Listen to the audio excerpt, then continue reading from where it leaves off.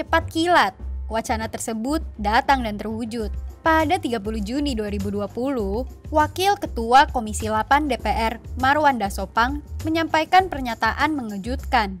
Ia mengusulkan agar pembahasan RUU penghapusan kekerasan seksual ditarik dari daftar prolegnas prioritas 2020.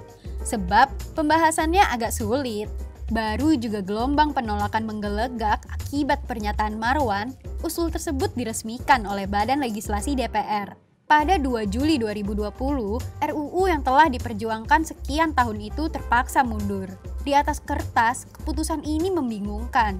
Urgensi RUU PKS sudah terpampang nyata, dan aturan ini telah dibahas sekian tahun serta menuai dukungan lintas sektoral. Lantas, mengapa kali ini ia mesti dijegal?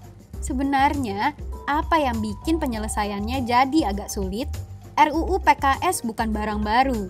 Pembahasan mengenai aturan ini telah mengemuka sejak 2016, ketika RUU PKS menjadi bagian dari prolegnas tahun tersebut.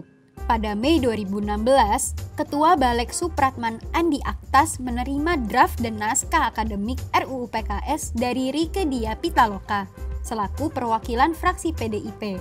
Draft tersebut telah ditandatangani oleh 70 anggota DPR. Pada 6 Juni 2016, Komnas Perempuan menyerahkan draft RUU PKS kepada pimpinan DPR, yang lantas memasukkannya sebagai daftar RUU prioritas. 2 hari kemudian, Komnas Perempuan menyerahkan draft serupa kepada Presiden Joko Widodo. Draft ini kemudian disetujui Balek pada 31 Januari 2017. Ada berbagai alasan mengapa RUU ini dirasa penting dan menuai dukungan berbagai pihak. RUU ini merespon terus menanjaknya kasus kekerasan seksual terhadap perempuan yang kian hari kian meningkat. Sepanjang tahun 2018 misalnya, catatan tahunan Komnas Perempuan melaporkan 406.178 kasus kekerasan terhadap perempuan, naik dari 348.466 kasus pada 2017. Semakin parah lagi, temuan Komnas Perempuan mendapati bahwa mayoritas kekerasan seksual terhadap perempuan terjadi dalam ranah privat, dan semakin banyak perempuan mengalami kekerasan seksual melalui dunia maya. Indonesia juga diguncang oleh serangkaian insiden kekerasan seksual yang banyak diperbincangkan dan tak berujung pada keadilan bagi korban. Contohnya, kasus yang dialami mahasiswa UGM dengan alias Agni pada 2017 yang ujuk-ujuk diakhiri dengan jalan damai. Produk hukum yang sudah ada pun dinilai belum memadai untuk melindungi korban kekerasan seksual, terutama perempuan dan anak. KUHP misalnya, tidak mengenal istilah pelecehan seksual, melainkan perbuatan cabul, yang dimaknai sebagai perbuatan yang melanggar kesusilaan, seperti cium-ciuman, meraba alat kelamin, meraba buah dada, dan lain sebagainya. Menurut Ratna Batara Munti, Koordinator Reformasi Hukum LBH Apik Indonesia, definisi ini perlu diperluas, sebab makna pelecehan seksual juga meliputi perbuatan tak pantas, seperti sentuhan ke anggota tubuh selain alat kelamin, siulan, kata-kata, komentar, serta penciptaan ruang hidup yang mengancam keamanan seseorang. Naskah akademik RUU PKS pun menyoroti sekian banyak produk hukum yang dinilai belum cukup kuat melindungi korban. UU Nomor 23 Tahun 2004 tentang penghapusan kekerasan dalam rumah tangga misalnya. Dalam praktiknya, saat menangani kasus KDRT, aparatur penegak hukum seringkali meminta akta perkawinan sebagai bukti adanya hubungan suami istri. Namun, korban KDRT seringkali tidak diperbolehkan memegang atau tak memiliki akta perkawinan. Walhasil, kasus buyar. Kulik terus naskah akademik RUU PKS dan kamu akan mendapati betapa lemahnya perlindungan korban di tatanan hukum kita saat ini. UU Nomor 39 tentang HAM menyebut kata pelecehan seksual tanpa memberi penjelasan tindakan apa yang dimaksud sebagai pelecehan seksual. UU Nomor 21 Tahun 2007 tentang pemberantasan perdagangan manusia juga membahas pemanfaatan seksual tanpa memberi peringatan yang jelas soal apa itu pemanfaatan seksual. Bahkan, naskah akademik RUU PKS juga menyebut UU Nomor 31 Tahun 1997 tentang peradilan militer yang dinilai memberi celah lolos bagi prajurit yang melakukan kekerasan atau pelecehan seksual. Singkat kata, naskah akademik ini brutal bukan main. Ia membeberkan bahwa memang belum ada hukum yang melindungi korban secara menyeluruh. Pada September 2017, Komisi 8 DPR mengadakan rapat kerja dengan Menteri Pemberdayaan Perempuan dan Perlindungan Anak untuk menyetujui pembentukan Panja RUU PKS. Sepanjang 2018, Komisi 8 mengadakan serangkaian rapat dengar pendapat umum untuk mendiskusikan RUU ini. Lantas, memutuskan bahwa pembahasan RUU ini baru bisa dilakukan setelah pemilu. Sempat bersemangat membahas RUU PKS, setelah 2018, pemerintah jadi angin-anginan.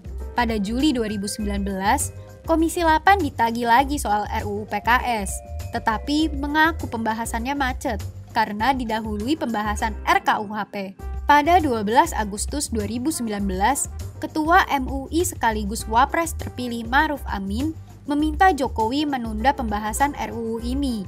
Namun, pada Desember 2019, RUU PKS dinyatakan masuk dalam Prolegnas Prioritas 2020.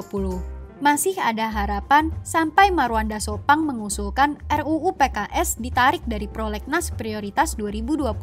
Pada 2 Juli 2020, usul ini diterima Ketua Balek.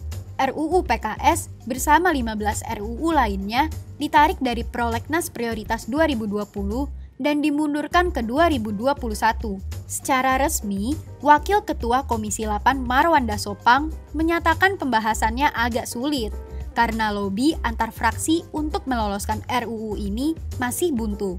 Menurutnya, pembahasan RUU PKS selalu terbentur debat soal judul dan definisi kekerasan seksual. Karena itulah, ia mengusulkan agar RUU PKS dimundurkan jadi Prolegnas Prioritas 2021. Sebab, tak mungkin disahkan pada tenggat waktu Oktober 2020. Namun, berbagai pihak meragukan itikat baik DPR untuk sungguh-sungguh membahas RUU PKS pada 2021. Apakah DPR bisa menjamin sekarang saat ini kepada masyarakat bahwa RUU ini akan dibahas di 2021? Karena kita juga tahu kemarin DPR RI sendiri yang menjanjikan ini akan carry over, tapi ternyata juga gagal untuk menjadi undang-undang carry over, sehingga RUU ini harus dibahas lagi dari awal, dari nol ya istilahnya ya. Sehingga kalau menurut kami daripada seperti itu, daripada ada janji ini akan dibahas di 2001, ya dilihat dulu progresivitasnya atau dilihat dulu di 2020 ini. Paling tidak ada pembahasan RUU PKS di 2020 ini. Itu saja dulu yang membuat kami yakin bahwa ini memang akan didiskusikan gitu. Nah, ini kan masalahnya RUU PKS ini belum ada pembahasan sama sekali, RUU PKS di parlemen. Ia layak skeptis. Sepanjang tahun ini, Komisi 8 dan Balek seolah lempar-lemparan tanggung jawab membahas RUU PKS. Anggota Komisi 3 fraksi Partai Nasdem Taufik Basari membeberkan bahwa dalam pembahasan Prolegnas sebelumnya, RUU PKS sebenarnya usulan dari Partai Nasdem. Namun, suatu ketika Komisi 8 meminta RUU ini diubah jadi usulan mereka. Lantas, pada Mei 2020, Komisi 8 justru balik kanan. Anggota Komisi 8 dari fraksi PDIP Diah Pitaloka menyurati Balek agar RUU PKS tak lagi tercatat sebagai usulan Komisi 8, melainkan sebagai inisiatif Balek. Ketika ditanyai media soal kenapa RUU PKS ditunda dan mandek, Diah Pitaloka punya jawaban sensasional. Tenang, memang Komisi 8 belum membahas UU apapun sama sekali. Siap Bang Jago! Namun, alasan sesungguhnya mungkin bukan karena banyak RUU tertunda akibat pandemi, melainkan karena RUU PKS menyulut banyak pro kontra dari kalangan tertentu. Diah Pitaloka menyatakan bahwa para anggota dewan masih berdebat mengenai batasan kekerasan seksual, relasi kuasa, bahkan penjudulan RUU dengan nama penghapusan kekerasan seksual. Kami ulangi, mereka berdebat soal layak tidaknya sebuah aturan secara terang-terangan mendorong penghapusan kekerasan seksual. September 2019, Marwanda Sopang sendiri menyatakan bahwa judul dan definisi RUU PKS menjadi liberal atau membolehkan pintu masuk LGBT. Narasi serupa diutarakan oleh fraksi PKS, yang menyatakan bahwa rumusan naskah akademik dan pasal RUU ini jauh dari semangat nilai Pancasila, agama, dan budaya ketimuran. Komnas Perempuan sempat menyindir pihak-pihak yang menebar gagasan seperti ini belum tuntas membaca secara menyeluruh RUU PKS, apalagi memahami semangat di baliknya. Keputusan Komisi 8 untuk menarik RUU PKS dari Prolegnas 2020 jelas disesalkan berbagai pihak. Komisioner Komnas Perempuan Siti Aminah-Tardi menyatakan bahwa ini menunjukkan pemerintah tak ada kehendak politik untuk memberikan keadilan bagi korban. Kemunduran ini juga menuai protes dari dalam DPR itu sendiri. Anggota Balik Nurul Arifin mendesak DPR memastikan RUU ini akan dibahas di Prolegnas tahun depan. Sementara, anggota DPR fraksi Partai Nasdem Taufik Basari menyatakan pihaknya siap mengambil alih pengusulan RUU PKS lagi. Kini nasib RUU PKS di ujung tanduk.